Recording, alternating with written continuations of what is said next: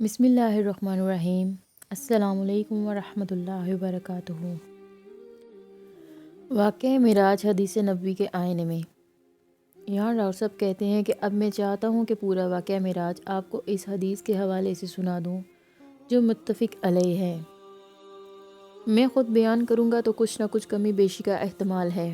یہ ہماری خوش قسمتی ہے کہ واقعہ معراج اپنی پوری تفاصیل کے ساتھ حدیث کی شکل میں ہمارے پاس محفوظ ہے، اور حدیث بھی دوسرے یا تیسرے طبقے کی کتابوں میں سے نہیں ہے بلکہ متفق علیہ ہے،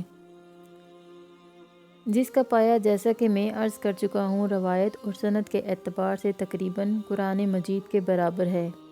اس حدیث کے راوی حضرت مالک بن ثعثہ رضی اللہ عنہ ہیں۔ ان کے بارے میں ایک بڑی اہم بات نوٹ کر لیجئے کہ یہ انصاری صحابی ہیں اور ان صحابہ رضی اللہ عنہ میں سے ہیں جنہیں حدیث بیان کرنے کا زیادہ شوق نہ رہا ہو۔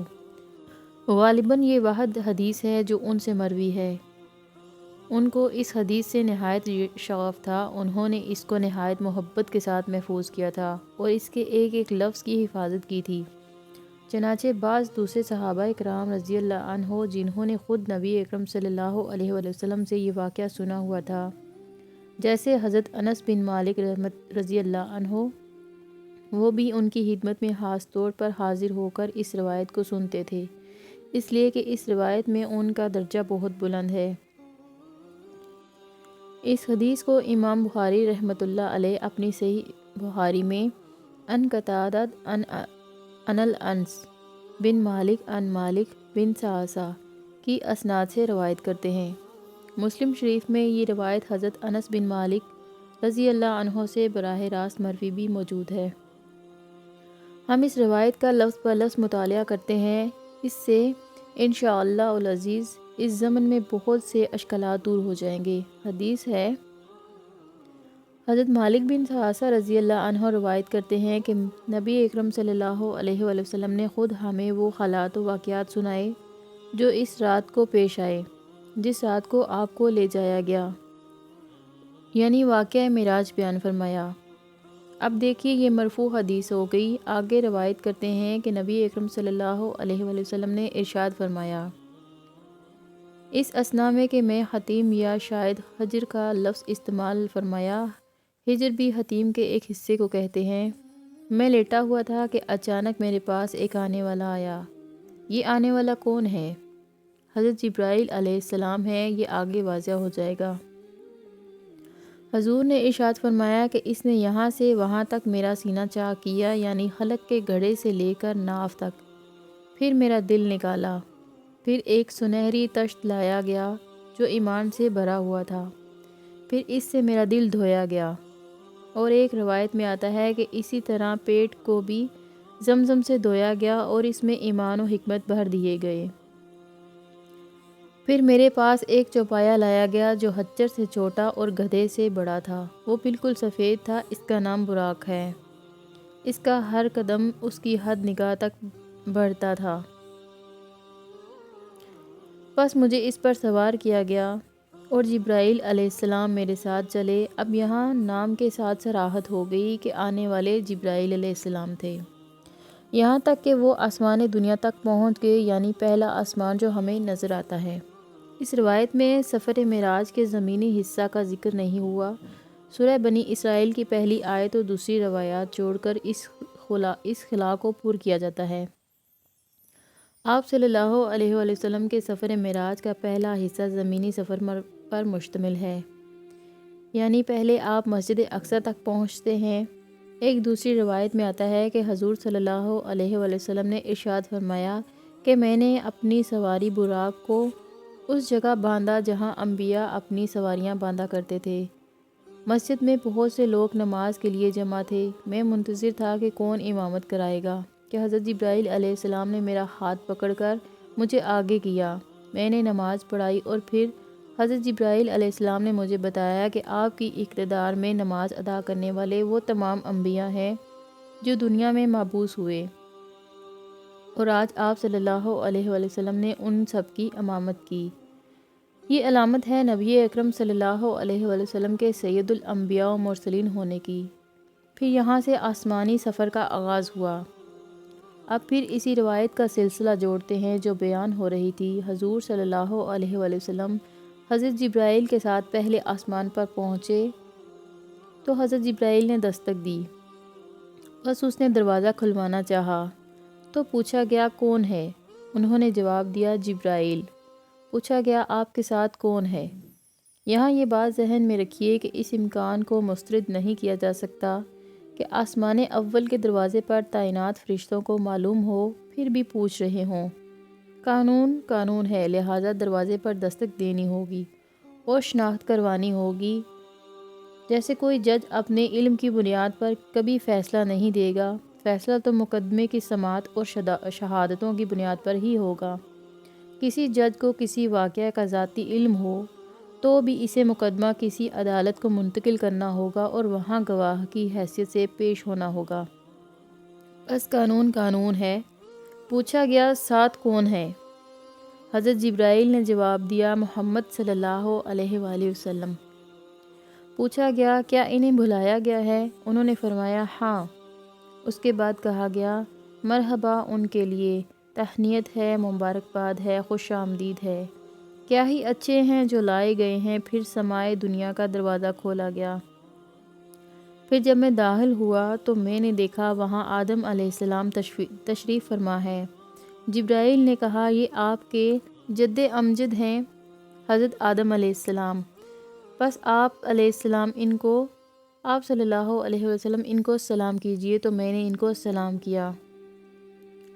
انہوں نے سلام کا جواب دیا اور فرمایا خوش آمدید، تہنیت ہے صالح بیٹے اور صالح نبی کے لیے۔ پھر جبرائیل مجھے لے کر اور اوپر گئے، یہاں تک کہ دوسرے آسمان تک پہنچ گئے، یہاں بھی وہی سوال و جواب ہوئے۔ پھر جب میں دوسرے آسمان میں داخل ہوا تو وہاں یحییٰ اور عیسیٰ علیہ السلام تھے، اور یہ دونوں آپس میں خالہ زاد بھائی ہیں۔ جبرائیل علیہ السلام نے کہا یہ یحییٰ اور عیسیٰ ہیں، ان کو سلام کیجئے۔ تو میں نے سلام کیا۔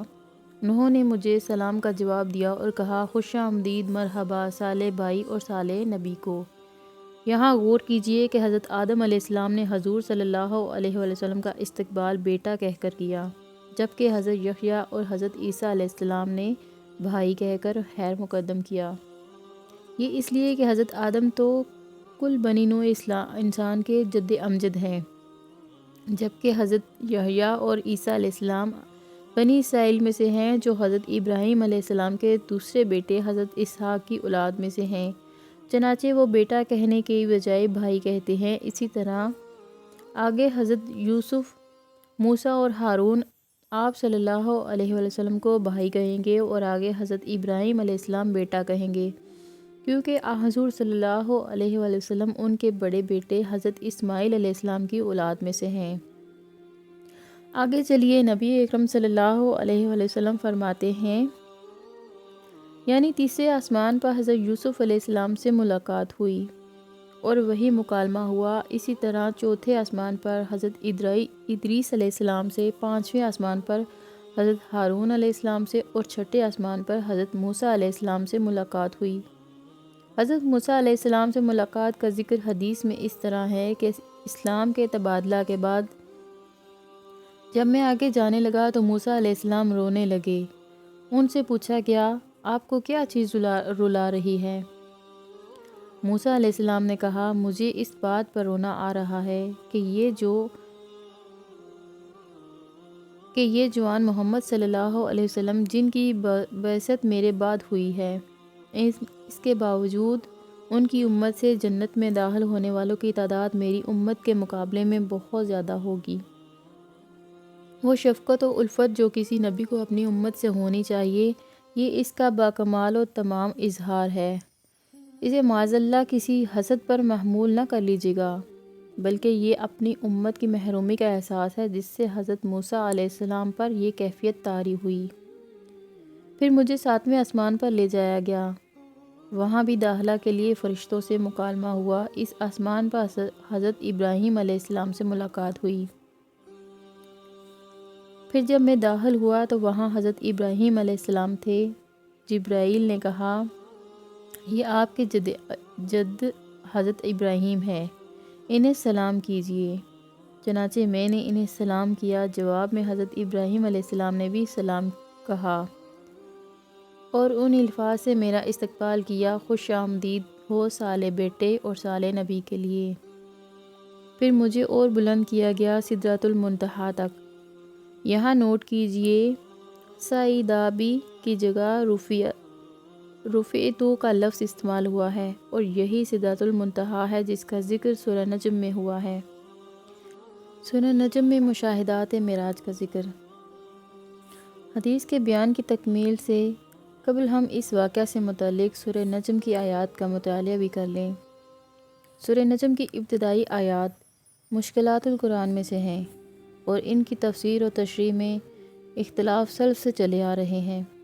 نبی اکرم صلی اللہ علیہ وسلم کو جو مشاہدات کرائے گئے اور جن کا ذکر سورہ نجم کی ابتدائی آیات میں ہوا ہے، جس مشاہدے کا ذکر آیت 1 تا 18 میں آیا ہے، یہاں ان کا ذکر کیا گیا ہے، کیونکہ ان آیات کا تعلق تقریباً تمام مفسرین و علماء امت کے نزدیک واقعہ معراج سے ہے۔ فرمایا جو کچھ انہوں نے صلی اللہ علیہ وسلم نے اپنی نگاہوں سے دیکھا، ان کو ان کے دل نے جھٹلایا نہیں، اس کو ان کے دل نے جھٹلایا نہیں۔ اس کی طرف قبل سے اشارہ ہو چکا ہے کہ ایک ہمارا مشاہدہ ہوتا ہے کہ اس کے ساتھ وسوسے بھی ہوتے ہیں کہ یہ جو کچھ میں دیکھ رہا ہوں، کیا یہ واقعتاً ایسا ہی ہے؟ جو آگ سامنے نظر آ رہی ہے وہ در حقیقت آگ ہے یا آگ کی سی صورت ہے؟ آج کل تو اس طرح کے لیمپ اور ہیٹر بنے ہوئے ہوتے ہیں کہ انسان کو ان کے اندر حقیقی انگارے دہکتے نظر آتے ہیں۔ ان سے انسان دھوکہ کھا سکتا ہے، حالانکہ انگاروں کا وجود ہی نہیں ہوتا، تو ہماری آنکھ دھوکہ کھا جاتی ہے۔ لیکن نبی اکرم صلی اللہ علیہ وسلم کا جو مشاہدہ ہوتا ہے وہ آنکھ اور دل، نظر و قلب، بصارت و بصیرت کی یکجائی کے ساتھ ہوتا ہے۔ اس میں فرق، تفاوت اور وسوسہ نہیں ہوتا۔ اسی حقیقت کے اظہار کے لیے نہایت فصاحت و بلاغت اور اعجاز کے ساتھ فرمایا ما کذب الفؤاد ما رأى۔ آگے فرمایا لوگو، کیا تم ان چیزوں کے بارے میں ان سے جھگڑتے ہو جو وہ دیکھتے ہیں؟ ان چیزوں کے بارے میں تو جھگڑا ہو سکتا ہے جو کہیں سے سنی سنائی ہوں، لیکن تم محمد صلی اللہ علیہ وسلم سے ان چیزوں کے بارے میں جھگڑ رہے ہو جو وہ دیکھتے ہیں، چشمے سر سے، وہ دل کی بصیرت سے، اور وہ اسے ایک بار اور بھی دیکھ چکے ہیں۔ ہمارے رسول صلی اللہ علیہ وسلم کا یہ مشاہدہ پہلی بار نہیں ہوا، ایک مرتبہ پہلے بھی ہو چکا ہے۔ موجودہ مشاہدہ ان کو کہاں ہوا؟ سدرۃ المنتہا کے پاس۔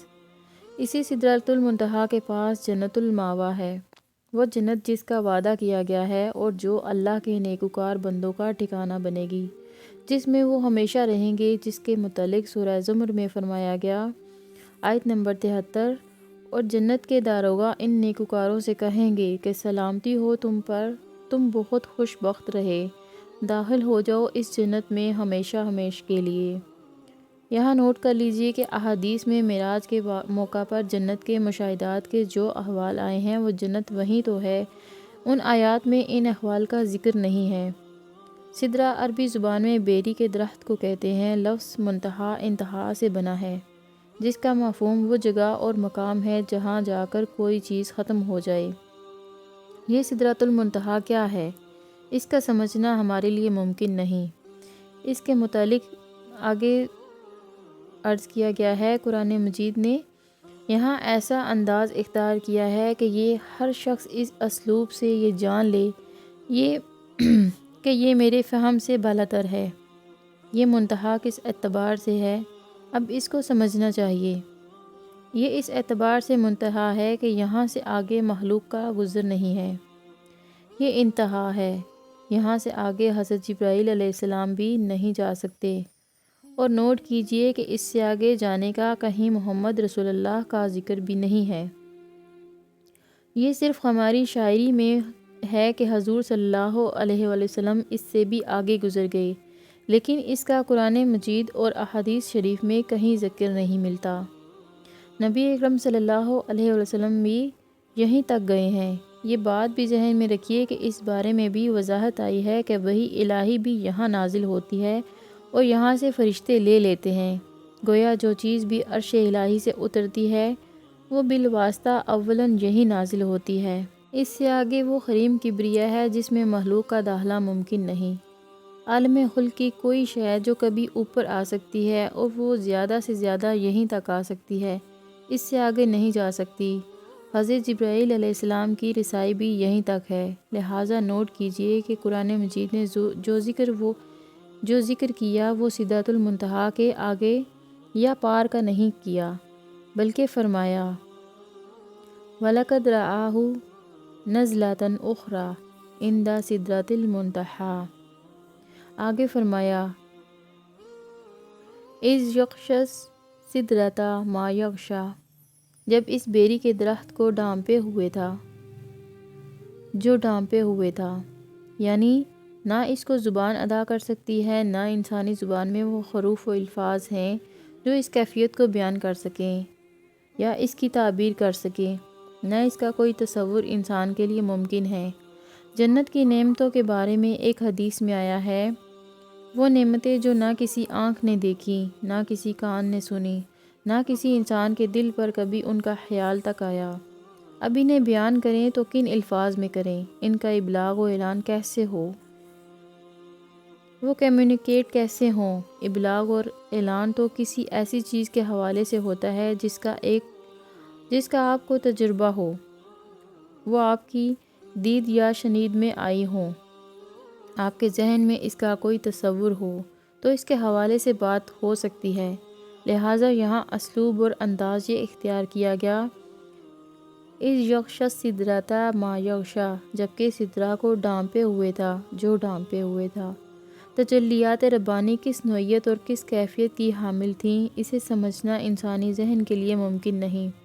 تجلیات کا جو براہ راست نزول ہو رہا ہے، اس محبت تجلیات اور ان کے نزول کا نبی اکرم صلی اللہ علیہ وآلہ وسلم نے مشاہدہ فرمایا۔ معراج اور رؤیت باری تعالیٰ ہماری شاعری میں بے انتہا مبالغے ہو جایا کرتے ہیں۔ علامہ اقبال جو کچھ بھی تھے، بہرحال شاعر بھی تھے، اور شاعری میں مبالغہ لازمن ہو جاتا ہے۔ لہٰذا کہتے ہیں موسیٰ ز ہوش رفت بیک جلوہ صفات، تو عین ذات می نگری تبسمی، یعنی موسیٰ علیہ السلام تو ایک جلوہ و صفات ہی کی وجہ سے بے ہوش ہو گئے تھے، جبکہ آپ صلی اللہ علیہ وآلہ وسلم عین ذات کا مشاہدہ کر رہے ہیں اور تبسم فرما رہے ہیں۔ ڈاکٹر صاحب کہتے ہیں کہ میرے نزدیک یہ مبالغہ ہے۔ عین ذات کے مشاہدے کا ذکر نہ قرآن میں ہے نہ حدیث میں ہے، تاہم اس ضمن میں اختلاف صحابہ کرام رضی اللہ عنہ سے چلا آ رہا ہے۔ یہ اختلاف سلف میں بھی ہے اور خلف میں بھی۔ لہٰذا کوئی یہ رائے رکھنا چاہے کہ حضور صلی اللہ علیہ وسلم نے اللہ تعالیٰ کا دیدار کیا تھا تو رکھے۔ یہاں کہتے ہیں کہ میں نے آغاز ہی سے واضح کر دیا تھا کہ اس واقعہ معراج کا بالکل یہ انکار کفر ہوگا، لیکن تفصیلات اور توجیحات و تاویلات کا اختلاف کفر نہیں ہے۔ بعض حضرات کی رائے یہ ہے کہ شب معراج میں حضور صلی اللہ علیہ وآلہ وسلم نے اللہ کو دیکھا، براہ راست دیدار الہی ہوا، لیکن زیادہ قوی رائے یہ ہے کہ ذات باری تعالیٰ کا براہ راست مشاہدہ نہیں ہوا۔ حضرت عائشہ صدیقہ رضی اللہ عنہا سے جب ذکر کیا گیا تو انہوں نے فرمایا نور انا یورا، یعنی اللہ تو ایک نور ہے، اسے دیکھا کیسے جا سکتا ہے؟ آپ نور کے ذریعے سے کسی اور شے کو دیکھتے ہیں، نور تو نور ہے، اس کو کہاں دیکھا جا سکتا ہے؟ نوٹ کیجئے کہ قرآن مجید میں بھی فرمایا گیا اِذْ یغشی السِّدْرَةَ مَا یغشیٰ مَا زَاغَ الْبَصَرُ وَمَا طَغَىٰ لَقَدْ رَأَىٰ مِنْ آیَاتِ رَبِّهِ الْکُبْریٰ۔ سورہ نجم۔ یہاں درمیانی آیت کے متعلق تو بعد میں ذکر کیا جائے گا، پہلے آخری آیت پر غور کیجیے۔ اس میں فرمایا گیا کہ محمد صلی اللہ علیہ وسلم نے کیا دیکھا؟ بے شک انہوں نے اپنے رب کی عظیم الشان نشانیوں کو دیکھا۔ کبریٰ اسم تفصیل ہے، یہاں عظیم ترین آیات ربانیہ کے مشاہدے کا ذکر ہے، یعنی محمد صلی اللہ علیہ وآلہ وسلم کو رب کا نہیں آیات ربانیہ کا مشاہدہ ہوا ہے۔ سورہ بنی اسرائیل کی پہلی آیت میں معراج کے زمینی سفر کی غرض و غایت یہ بیان ہوئی کہ لِنُورِیَہُ مِنْ آیاتِنَا، یعنی یہ سفر اس لیے کرایا گیا کہ ہم اپنے رسول کو اپنی آیات میں سے چند ایک کا مشاہدہ کرائیں۔ وہاں کبریٰ نہیں آیا، وہ زمینی آیات ہیں، وہ بھی اللہ کی نشانیاں ہیں، لیکن عظیم ترین آیات الہیہ وہ ہیں جو سدرۃ المنتہا کو ڈھانپے ہوئے ہیں، جن کا رسول اللہ نے مشاہدہ فرمایا۔ اس حوالے سے اگر تقابل کیا جائے تو غلط نہیں ہوگا، اور اس اعتبار سے فضیلت محمدی صلی اللہ علیہ وآلہ وسلم ثابت کی جائے گی تو درست ہوگی کہ ذات باری تعالیٰ کی ایک تجلی جو کوہ طور پر پڑی تو حضرت موسیٰ علیہ السلام کا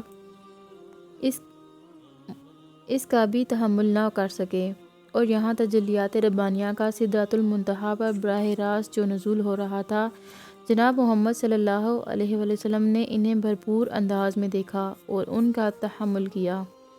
اس اعتبار سے فرق و تفاوت ثابت ہے، لیکن اگر یہاں ذات باری تعالیٰ کے دیدار کو لایا جائے تو یہ بلا سند ہے، اس کی قرآن یا حدیث میں کوئی سند موجود نہیں۔ اگر ایسا ہو تو یہ اتنی بڑی بات تھی کہ ہوا ہوتا تو یہ اتنی بڑی بات تھی کہ یہاں ضرور اس کی صراحت کر دی جاتی، یا کم از کم حدیث میں ہی اس کی تصریح ہو جاتی۔ یہاں بعض صحابہ کے یہ اقوال ہیں کہ آپ صلی اللہ علیہ وسلم شب معراج میں دیدار الہی سے بھی مشرف ہوئے تھے، سند کے ساتھ منقول ہیں، لیکن عظیم اکثریت کی رائے بھی یہی ہے کہ اس دنیا میں اللہ تعالیٰ نے انسان کو جو آنکھیں عطا کی ہیں اور ان میں بصارت کی جو صلاحیت رکھی ہے وہ دیدار الہی کا تحمل نہیں کر سکتی۔ یہ رائے رکھنے والے صحابہ رسول رضی اللہ عنہ اس کے لیے قرآن حکیم کی اس آیت سے استدلال کرتے ہیں۔ سورہ انعام کی آیت نمبر 103، نگاہیں اس کو نہیں پا سکتیں اور وہ نگاہوں کو پا لیتا ہے، وہ نہایت باریک بین ہے، وہ باخبر ہے۔ البتہ قیامت کے روز اہل ایمان دیدار الہی سے مشرف ہوں گے، کیونکہ اللہ تعالیٰ بعد الموت پر ان کو وہ بصارت عطا فرمائے گا جو دیدار الہی کا تحمل کر سکے گی۔ سورہ القامیہ میں ارشاد ہے، کچھ چہرے اس روز تر و تازہ ہوں گے، اپنے رب کی طرف دیکھ رہے ہوں گے۔ نیز حدیث میں بھی آیا ہے کہ اہل جنت کے لیے سب سے بڑی نعمت دیدار الہی ہوا کرے گی۔ ما زاغ البصر وما طغى کا مفہوم۔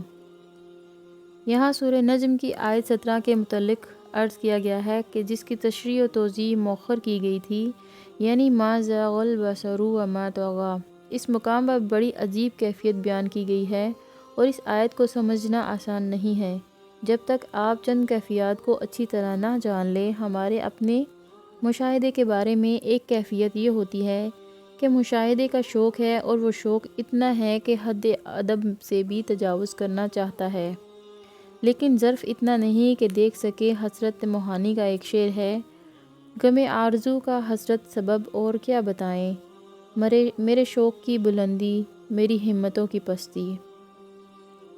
شوق بہت بلند ہے، دیکھنا بہت کچھ چاہتے ہیں، لیکن آنکھیں چکا چوند ہو جاتی ہیں، دیکھ ہی نہیں سکتے۔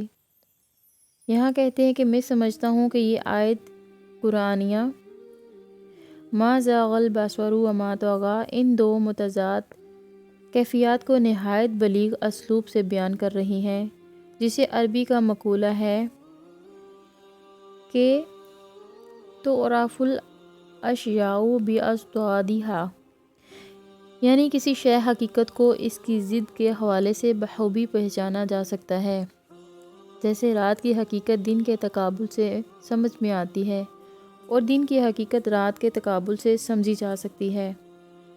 اب علامہ اقبال کا وہ شعر ملاحظہ ہو جو ان کی نظم و ذوق شوق سے، علامہ کی یہ نظم میرے نزدیک ان کے اردو کلام کی معراج ہے۔